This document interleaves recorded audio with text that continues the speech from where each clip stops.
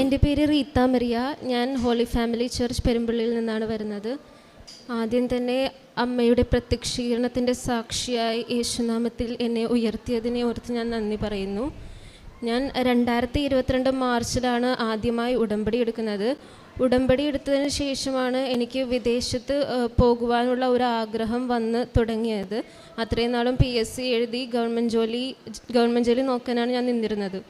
അപ്പോൾ ഞാൻ 2022 degree pass ഔട്ടാണ്. അപ്പോൾ എനിക്ക് ലാസ്റ്റ് ഇയർ എനിക്ക് ഒരു സപ്ലി ഉണ്ടായിരുന്നു. അപ്പോൾ ലാസ്റ്റ് ഇയർ സപ്ലി വന്നതുകൊണ്ട് 2023 മെയ്യിൽ എനിക്ക് എക്സാം എഴുതാൻ പറ്റുള്ളായിരുന്നു. അപ്പോൾ ഒരു വർഷത്തെ ഗ്യാപ്പ് അപ്പോൾ തന്നെ എനിക്ക് വരുന്നുണ്ട്. അപ്പോൾ വിദേശത്ത് പോകാനുള്ളൊരു ആഗ്രഹമുള്ളതുകൊണ്ട് ഞാൻ മാതാവിനോട് പറഞ്ഞായിരുന്നു എൻ്റെ സർട്ടിഫിക്കറ്റ്സ് എല്ലാം എനിക്ക് എൻ്റെ പരീക്ഷ കഴിഞ്ഞ് അടുത്ത മാസം ജൂണിൽ തന്നെ എൻ്റെ എല്ലാ സർട്ടിഫിക്കറ്റ്സും എനിക്ക് മാതാവ് തരണമെന്ന് ഞാൻ പറഞ്ഞായിരുന്നു. ഒരു നിയോഗം വെച്ചിട്ടുണ്ടായിരുന്നു. പിന്നെ ഞാൻ വീട്ടിൽ ചെന്നപ്പോൾ ആലോചിച്ച് ജൂണിൽ തന്നെ എല്ലാ സർട്ടിഫിക്കറ്റ്സും കിട്ടുന്നത് അതും നടക്കാത്ത കാര്യമാണ്. അപ്പോൾ ഞാൻ മാതാവിനോട് പറഞ്ഞു ജൂൺ ജൂലൈ 2 മാസം തരാം, അപ്പോൾ ഈ മാസത്തിനുള്ളിൽ എനിക്ക് എൻ്റെ എല്ലാ സർട്ടിഫിക്കറ്റ്സും വേണമെന്ന് ഞാൻ മാതാവിനോട് പറഞ്ഞു. എന്നിട്ട് ഞാൻ 2023 മെയ് 4 ഞാൻ പരീക്ഷ എഴുതി. പരീക്ഷ എല്ലാം മാതാവിൻ്റെ സഹായത്തോടെ ഉടമ്പടി കാശ് രൂപം പിടിച്ചാണ് എഴുതിയത്. റിസൾട്ട് പതിവില്ലാതെ MG യൂണിവേഴ്സിറ്റിക്കാർ മെയ് മാസം ലാസ്റ്റ് തന്നെ പബ്ലിഷ് ചെയ്തു. അങ്ങനെ റിസൾട്ട് പബ്ലിഷ് ചെയ്തതുകൊണ്ട് എനിക്ക് വേഗം തന്നെ എൻ്റെ സർട്ടിഫിക്കറ്റ്സിന് വേണ്ടി അപ്ലൈ ചെയ്യാൻ പറ്റി. അങ്ങനെ ആദ്യം എൻ്റെ കൺസോൾട്ടേറ്റ് സർട്ടിഫിക്കറ്റ് വന്നു. അത് വന്നതിന് ശേഷം ഞാൻ ഒറിജിനൽ സർട്ടിഫിക്കറ്റിന് അപ്ലൈ ചെയ്തു. അപ്പോൾ എല്ലാവരും പറഞ്ഞ് കേട്ടിട്ടുണ്ട് ഈ ഒറിജിനൽ സർട്ടിഫിക്കറ്റ് വരാൻ ഒരു 6 മാസം, 1 കൊല്ലം, പിന്നെ 3 മാസം ഇതൊക്കെയാണ് ടൈം ഡ്യൂറേഷൻ എന്ന്. അപ്പോൾ എൻ്റെ ഒരു കസിൻ ഈ സർട്ടിഫിക്കറ്റ് കിട്ടാൻ വേണ്ടി കോട്ടയത്ത് വരെയും പോയിട്ടുണ്ട് 2-3 പ്രാവശ്യം. അപ്പം ഞാൻ ഇത് അപ്ലൈ ചെയ്യുമ്പോൾ തന്നെ ഞാൻ വിശ്വാസ പ്രമാണം ചൊല്ലിക്കൊണ്ടിരുന്നു. പിന്നെ ഞാൻ മാതാവിനോട് പറഞ്ഞു, സഞ്ചാരി മാതാവേ എനിക്ക് വേഗം തന്നെ എൻ്റെ സർട്ടിഫിക്കറ്റ്സ് എല്ലാം തരണമെന്ന് ഞാൻ മാതാവിനോട് പറഞ്ഞിട്ടുണ്ടായിരുന്നു. അപ്പോൾ അത് കാരണം ഞാൻ അപ്ലൈ ചെയ്ത് 7 ദിവസം കഴിഞ്ഞ് എനിക്ക് എൻ്റെ എൻ്റെ ഒറിജിനൽ സർട്ടിഫിക്കറ്റ് കിട്ടി. അത് കഴിഞ്ഞ് ബാക്കി എനിക്ക് ആവശ്യമായ എല്ലാ സർട്ടിഫിക്കറ്റ്സും ജൂൺ മാസത്തിൽ തന്നെ മാതാവിനോട് പറഞ്ഞ പോലെ തന്നെ എനിക്ക് എല്ലാ സർട്ടിഫിക്കറ്റ്സും കിട്ടി. ഇത് മാതാവിൻ്റെ ഇടപെടൽ കൊണ്ട് മാത്രമാണെന്ന് ഞാൻ ഉറച്ച് വിശ്വസിക്കുന്നുണ്ട്. അങ്ങനെ ഇപ്പം എൻ്റെ അറിവിൽ തന്നെ 1 കൊല്ലമായിട്ട് ഈ സർട്ടിഫിക്കറ്റ്സ് കിട്ടാത്തവരുണ്ട്. പിന്നെ എൻ്റെ സീനിയേഴ്സ് ഞാൻ നേരത്തെ ചോദിച്ചിട്ടുണ്ട്. അപ്പോൾ അവർ പറഞ്ഞ് 3 മാസമായിട്ടും കിട്ടിയിട്ടില്ല, 6 മാസമായിട്ടും കിട്ടിയിട്ടില്ല. അങ്ങനെ പറഞ്ഞവർ എനിക്ക് നേരിട്ട് അറിയാവുന്നവർ വരെ ഉണ്ട്. അപ്പോൾ എനിക്ക് മാതാവ് വെറും 7 ദിവസത്തിലാണ് എൻ്റെ ഒറിജിനൽ സർട്ടിഫിക്കറ്റ് തന്ന് അനുഗ്രഹിച്ചത്. ഇത് മാതാവിൻ്റെ ഇടപെടൽ കൊണ്ട് മാത്രമാണ്. അപ്പോൾ അതിന് ഞാൻ മാതാവിന് 1000 കോടി നന്ദി പറയുന്നു. പിന്നെ ഞാൻ ജൂൺ 16 2023 ജൂൺ 16 ഞാൻ ഉടമ്പടി പുതുക്കി. അപ്പോൾ അതിനു മുമ്പേ ഞാൻ IELTS കോച്ചിങ്ങിന് പോകുന്നുണ്ടായിരുന്നു. അപ്പോൾ എനിക്ക് ഉറപ്പായിരുന്നു ഞാൻ ഉടമ്പടി എടുക്കാതെ IELTS ഞാൻ പാസ്സാകില്ല എന്നെനിക്ക് വളരെ ഉറപ്പായിരുന്നു. അപ്പോൾ ഞാൻ ഏറ്റവും ആദ്യം ഞാൻ ടെസ്റ്റ് ഡേറ്റ് എടുത്ത് ജൂലൈ 6 ടെസ്റ്റ് ഡേറ്റ് എടുത്തതിന് ശേഷമാണ് ഞാൻ ഇവിടെ വന്ന് ഉടമ്പടി പുതുക്കിയത്. അപ്പോൾ എല്ലാം നന്നായിട്ട് ഞാൻ പ്രാർത്ഥിക്കുമായിരുന്നു. പക്ഷേ ഞാൻ സ്പീക്കിങ്ങിൽ എനിക്ക് എപ്പോഴും ഒരു കോൺഫിഡൻസ് ഉണ്ടായിരുന്നു. കാരണം ട്യൂട്ടേഴ്സൊക്കെ പറയുമായിരുന്നു ഞാൻ നന്നായിട്ട് സ്പീക്ക് ചെയ്യുന്നുണ്ട്, അപ്പം നിനക്ക് എന്തായാലും ഒരു 7 ഒക്കെ കിട്ടും എന്നൊക്കെ ട്യൂട്ടേഴ്സ് പറയുമായിരുന്നു. അപ്പം ഞാനത് ഇങ്ങനെ വിശ്വസിച്ചു. അപ്പോൾ എനിക്കൊരു കോൺഫിഡൻസ് ആയിരുന്നത്. പിന്നെ റൈറ്റിംഗ് എനിക്ക് എപ്പോഴും വളരെ ബുദ്ധിമുട്ടായിരുന്നു. റൈറ്റിംഗ് ടാസ്ക് 1ഉം ടാസ്ക് 2 ഉണ്ട്. ടാസ്ക് 1 20 മിനിറ്റും ടാസ്ക് 2 40 മിനിറ്റും, അങ്ങനെ ടോട്ടൽ 1 മണിക്കൂറാണ്. എൻ്റെ കേസിൽ ടാസ്ക് 1 മാത്രമേ 1 മണിക്കൂർ കൊണ്ട് എഴുതി തീരുള്ളായിരുന്നു. അത്രയും കഷ്ടപ്പാടായിരുന്നു എനിക്ക് ആ ഇത് കംപ്ലീറ്റ് ചെയ്യാനായിട്ട്. അപ്പോൾ ഇതുവരെയായിട്ടും ഞാനത് കംപ്ലീറ്റ് ചെയ്യില്ലായിരുന്നു. ഞാനപ്പോൾ ജൂലൈ 6 എക്സാമിന് എഴുതാൻ പോയപ്പോൾ ഞാൻ കാശുരൂപം കൊണ്ടും തൈലം എല്ലാം പൂശിക്കൊണ്ടാണ് ഞാൻ പോയത്. അവിടെ ചെന്ന് എനിക്ക് സ്പീക്കിംഗ് വളരെ ശോകമായി. അവിടെ ചെന്നപ്പോൾ തന്നെ ഞാൻ വിറക്കാൻ തുടങ്ങി. എനിക്ക് ഭയങ്കര പേടി കൊണ്ട് എനിക്കൊന്നും പറയാൻ പറ്റാത്തൊരവസ്ഥയിൽ പോയി. അപ്പോൾ എനിക്ക് ഉറപ്പായിരുന്നു ഞാനത് എന്തായാലും തോക്കുന്നു.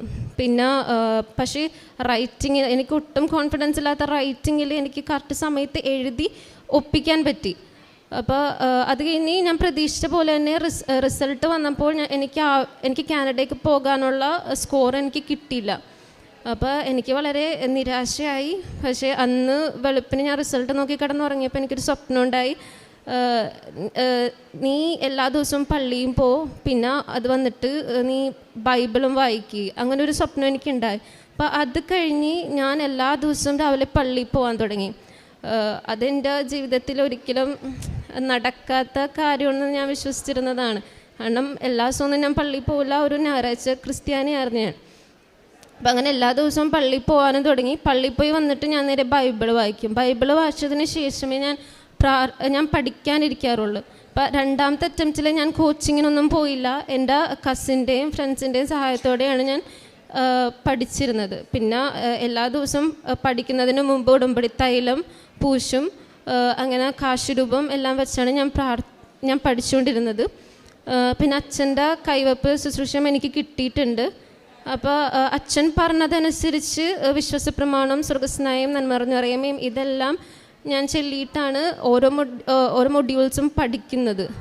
അപ്പോൾ അങ്ങനെ ഞാൻ ഓഗസ്റ്റ് 10 മാതാവിനോട് ചോദിച്ച് ഞാൻ ഡേറ്റ് എടുത്ത്.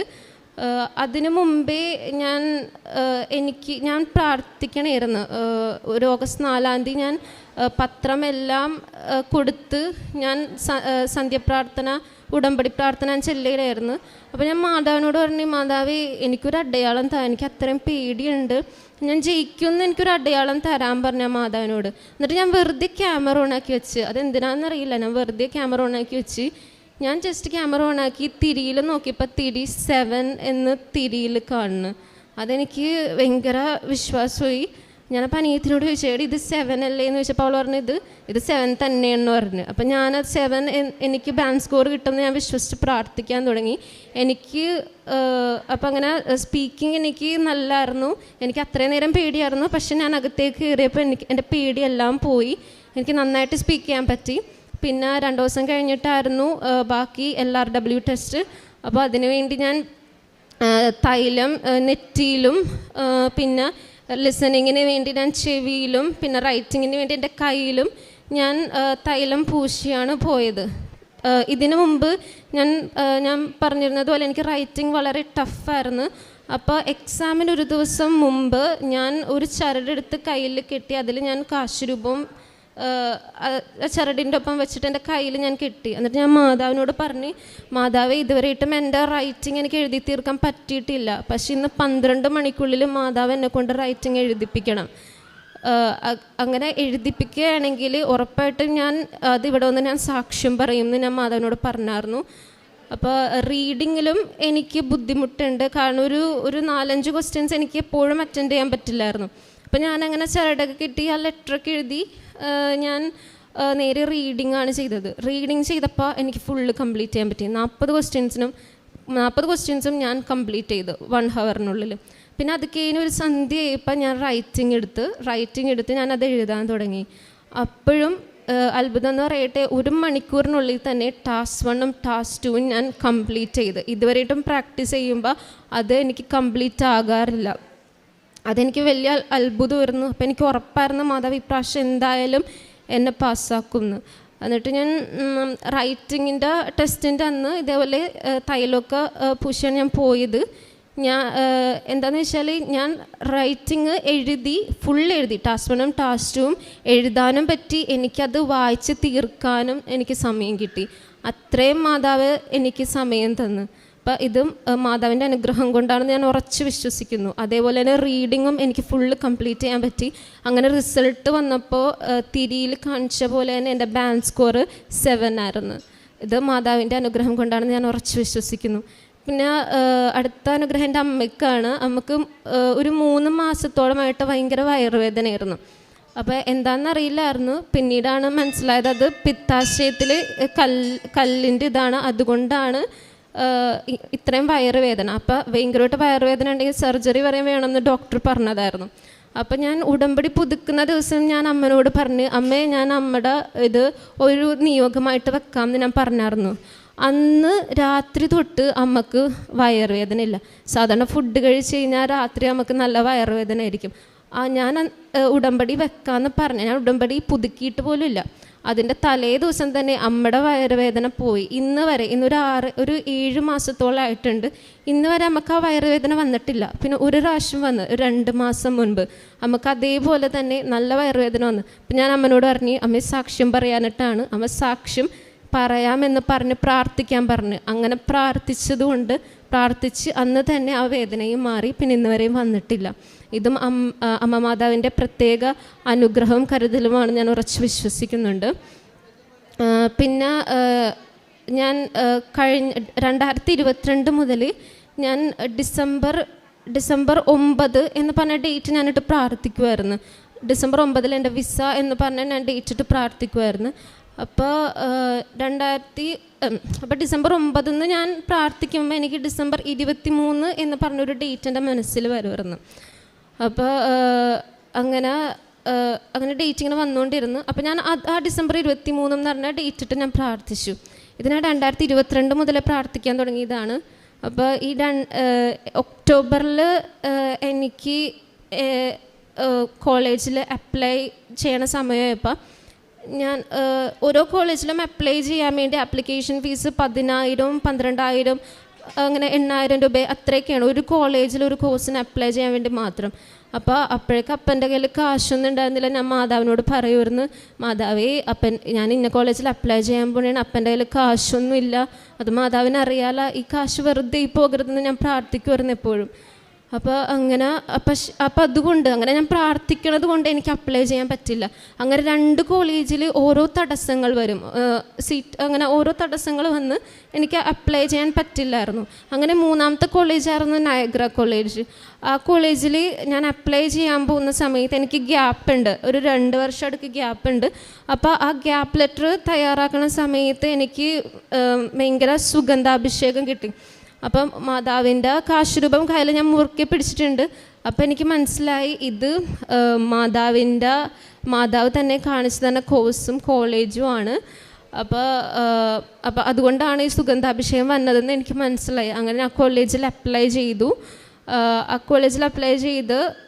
എനിക്ക് ഓഫർ ലെറ്റർ അവർ പറഞ്ഞായിരുന്നു ഒരു 4 വീക്സ് എന്ന് പറഞ്ഞായിരുന്നു. അപ്പോൾ 2 വീക്സ് കഴിഞ്ഞപ്പോൾ ഞാൻ ഇവിടുത്തെ ഉടമ്പടി ലൈവ് ഇങ്ങനെ ഒക്ടോബർ മാസത്തിൽ യൂട്യൂബിൽ വരുമായിരുന്നു, ഉടമ്പടി എടുക്കുന്നത് ലൈവ്. അപ്പം ഞാൻ അതിൽ മെസ്സേജ് ഇട്ട് പ്രാർത്ഥിച്ചു, മാതാവി ഇത്രയും നാളായിട്ട് എൻ്റെ ഓഫർ ലെറ്റർ വന്നിട്ടില്ലല്ലോ, ഞാൻ എത്ര നാളായിട്ട് വീട്ടിൽ വെറുതെ ഇരിക്കണേണ്, ഇനിയും എന്നെ വെറുതെ ഇരുത്തല്ലേ എന്ന് പറഞ്ഞ് ഞാൻ മെസ്സേജ് ഇട്ട് ഞാൻ ഫോൺ ചാർജ് വെക്കാൻ പോയതാണ്. ചാർജിന് ഇടാൻ പോയപ്പോഴേക്കും മെയിലിൽ വന്നേക്കണം ഓഫർ ലെറ്റർ വന്നെന്ന് പറഞ്ഞ്. ഇത് എനിക്ക് ഭയങ്കര അത്ഭുതമായിരുന്നു. അപ്പോൾ എനിക്ക് മനസ്സിലായി ഇത് മാതാവിൻ്റെ പ്ലാൻ തന്നെയാണെന്ന് എനിക്ക് മനസ്സിലായി. എന്നിട്ട് അത് കഴിഞ്ഞ് ഓഫർ ലെറ്റർ വന്ന് ഫീസെല്ലാം അടച്ച്, ഫസ്റ്റ് ടേമിലെ ഫീസ് 6 ലക്ഷം അതെല്ലാം അടച്ച്. പിന്നെ അത് കഴിഞ്ഞ് പിന്നെ ഞങ്ങൾ ഫെബ്രുവരിയിൽ വിസക്ക് വെക്കാൻ വേണ്ടിയായിരുന്നു പ്ലാൻ. അപ്പോഴാണ് ഡിസംബർ 7-ാം തീയതി അവിടുത്തെ റൂള് മാറ്റി. എന്ന് വെച്ചാൽ ഈ ഡിസംബർ വരെയും 6.5 ലക്ഷം രൂപയായിരുന്നു ലിവിങ് കോസ്റ്റ്. ജാനുവരി 1-ാം തീയതി 2024 മുതൽ അത് 12.5 ലക്ഷമായിട്ട് ഉയർത്തണേണ്. അപ്പോൾ ഏജൻസിക്കാർ പറഞ്ഞ് ഡിസംബർ 31-ാം തീയതിക്കുള്ളിൽ വിസക്ക് വെക്കണമെങ്കിൽ നമുക്ക് 6.5 ലക്ഷം കൊടുത്താൽ മതി എന്ന് പറഞ്ഞ്. അപ്പോൾ ഞാൻ ആദ്യം ഫെബ്രുവരിയിൽ വിസക്ക് വെക്കാനായിരുന്നു പ്ലാൻ, കാരണം അപ്പൻ്റെ കയ്യിൽ പൈസ ഒന്നും ഉണ്ടായിരുന്നില്ല. അങ്ങനെ അപ്പോൾ ഡിസംബർ 8-ാം തീയതി ഞങ്ങൾ ഈ ഫണ്ടിൻ്റെ കാര്യങ്ങളെല്ലാം വേണ്ടി ഓടാൻ തുടങ്ങി. പക്ഷേ ഇത് വീട്ടിലമ്മയ്ക്ക് ഒരു ടെൻഷൻ അങ്ങനെയൊന്നുമില്ല. അമ്മക്ക് നല്ല വിശ്വാസമായിരുന്നു, മാതാവ് തരുമെന്ന് പറഞ്ഞ വിശ്വാസമായിരുന്നു. അങ്ങനെ വെറും 6 ദിവസം കൊണ്ടാണ് 12 ലക്ഷം രൂപ ശരിയായത്. അമ്മയുടെ ഗോൾഡ് ഉണ്ടായിരുന്നു, അത് കുറച്ച് പണയം വെച്ച്, പിന്നെ പ്രതീക്ഷിക്കാത്ത അവർ ഗോൾഡ് തന്ന് സഹായിച്ച്, പിന്നെ പലരും നമ്മൾ ചോദിക്കുമ്പോൾ തന്നെ അവർ നമുക്ക് കാശ് തന്ന് സഹായിക്കണമായിരുന്നു. ചോദിക്കാതെ വരെയും 2 ലക്ഷത്തോളം രൂപ നമുക്ക് ഇങ്ങോട്ട് തന്ന് സഹായിച്ചു. അങ്ങനെ വെറും 6 ദിവസം കൊണ്ട് 12 ലക്ഷത്തോളം രൂപ റെഡിയായി. അങ്ങനെ അവർ ഡിസംബർ 15-ാം തീയതിക്കുള്ളിൽ ഫീസെല്ലാം അടക്കണം എന്ന് പറഞ്ഞ് ഡിസംബർ 14-ാം തീയതി എല്ലാ ഫീസും അടച്ച്. പിന്നെ അത് കഴിഞ്ഞ് കുറച്ച് ദിവസം കഴിഞ്ഞപ്പോൾ റെസിപ്റ്റും വന്ന്. അങ്ങനെ ഞാൻ മാതാവിനോട് ഞാൻ ഡേറ്റ് വെച്ച് പ്രാർത്ഥിച്ചിരുന്നത് പോലെ ഡിസംബർ 23 എന്ന് പറഞ്ഞാൽ ഡേറ്റ് വെച്ച് പ്രാർത്ഥിച്ചത്. ഡിസംബർ 23 ഉള്ളിൽ ഡിസംബർ 22 എനിക്ക് വിസക്ക് വെക്കാൻ പറ്റി. അങ്ങനെ വിസക്ക് വെച്ച് എൻ്റെ സെപ്റ്റംബർ ഇൻടേക്കാണ്. അപ്പോൾ കുറച്ച് ലേറ്റായി. അപ്പോൾ ഞാൻ മാതാവിനോട് പ്രാർത്ഥിക്കുമായിരുന്നു. എനിക്ക് ഉറപ്പായിരുന്നു മാതാവ് തരുമെന്ന്. കാരണം ഇതുവരെ എന്നെ നടത്തിയത് മാതാവാണ്. പൈസയും കോഴ്സും എല്ലാം എനിക്ക് തന്നത് മാതാവാണ്. അപ്പം മാതാവും ഈ വിസയുടെ കാര്യം നോക്കുന്നത് എനിക്ക് 100% ഉറപ്പായിരുന്നു. അപ്പം ഞാൻ ഒട്ടും ടെൻഷനില്ലാതെ തന്നെ ഞാൻ പ്രാർത്ഥിച്ചുകൊണ്ടിരുന്നു. അപ്പോൾ ഇന്നലെ എൻ്റെ വിസ വന്നു. ഇന്നലെ 7-ാം തീയതിയാണ്. ഇന്നലെ എൻ്റെ വിസ വന്നു. അപ്പോൾ ഇന്നലെ പ്രാർത്ഥിച്ചുകൊണ്ടിരിക്കുമ്പോൾ വീണ്ടും ഞാൻ പ്രദക്ഷിണ പ്രാർത്ഥന ചൊല്ലിക്കൊണ്ടിരിക്കുമ്പോൾ രാവിലെ തിരിയിൽ 7 എന്ന് കാണിക്കുന്നു. അപ്പോൾ ഞാൻ ആലോചിച്ചു, 7-ാം തീയതി വിസ വരുമല്ലേ മാതാവേ എന്നിങ്ങനെ പറയണിരുന്നു. പക്ഷേ ഞാൻ ഓർക്കണില്ല അന്ന് 7-ാം തീയതി ആണെന്ന് ഞാൻ ഒട്ടും ഓർക്കണില്ല.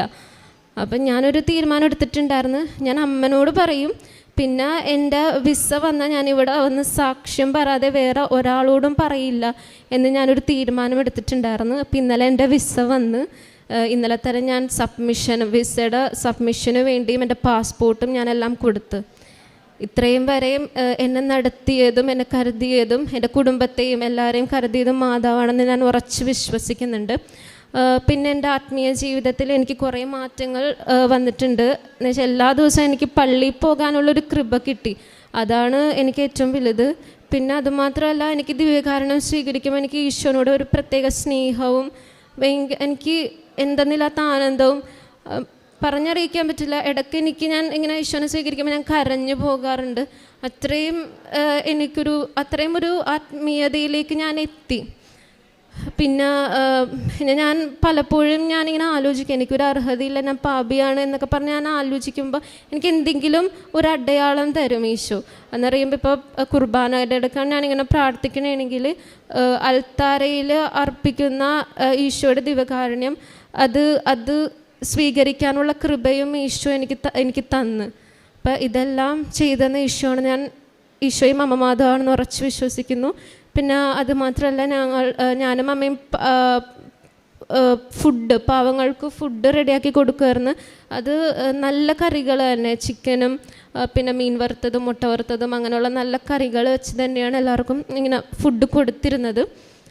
പിന്നെ ഹോസ്പിറ്റലിൽ പാലിയേറ്റീവ് കെയറിൽ ഫണ്ട് കൊടുക്കുമായിരുന്നു. അതേപോലെ തന്നെ ഓൾഡ് ഏജ് ഹോമിലും അവർക്ക് ആവശ്യമായ ഞങ്ങൾക്ക് പറ്റണ പോലെ ഞങ്ങൾ ഫണ്ട് കൊടുത്തിരുന്നു.